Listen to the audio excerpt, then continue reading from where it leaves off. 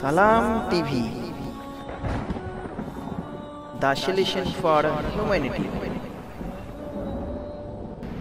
4 নম্বর প্রশ্ন বলছেন, আসসালামু আলাইকুম আসসালাম ওয়া রাহমাতুল্লাহ। এক বক্তা বলেছেন যে কোনো মাওলানা যদি তাবিজ করে তার পিছনে সালাত হবে না, তাহলে এখন আমি কি করব? একা একা সালাত আদায় করব না মসজিদে যাব?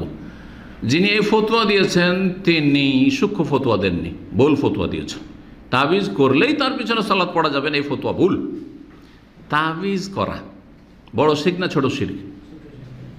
আসল হচ্ছে ছোট শিরক।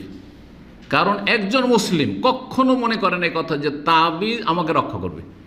তাবিজের মাধ্যমে আল্লাহ রক্ষা করবেন, ভালো আল্লাহ করবেন, কিন্তু তাবিজটা কি একটা ওয়াসিলা, মাধ্যম। তাহলে এটা ছোট শিরক।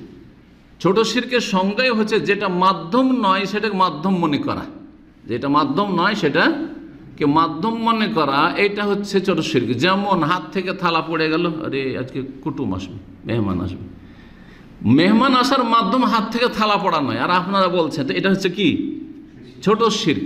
ঠিক ওই বড় শিরক নয়, কিন্তু ঠিক ওই রকমই তাবিজকে ওসিলা মনে করে, এটা একটা মাধ্যম। যেমন ওষুধ পানি মাধ্যম আছে, ওই রকম এটা মাধ্যম। আর আল্লাহ ভালো করেনওয়ালা, এর মাধ্যমে ভালো করবেন, তাহলে ছোট শিরক। বড় শিরক কখন হবে? যদি কেউ মনে করে যে এই তাবিজই আমাকে রক্ষা করছে, তাবিজ না হলে আমি মরে যেতাম, এবং আল্লাহর কথা তার এটা খেয়ালে নেই যে আল্লাহ ভালো করেনওয়ালা, আল্লাহ শাফি, তাবিজ আমার শেফা দেনেওয়ালা, তাবিজ আমাকে রক্ষা করেনওয়ালা, তখন বড় শিরক হবে। সুতরাং ঢালাওভাবে বলে দেওয়া যে তাবিজ করলেই তার পিছনে নামাজ হবে না, এগুলো বাড়াবাড়ি ফতোয়া এক শ্রেণীর লোকদের। এইসব ফতোয়া থেকে এবং এইসব মুফতিদের বাড়াবাড়ি ফতোয়া থেকে বেঁচে থাকবেন। জি।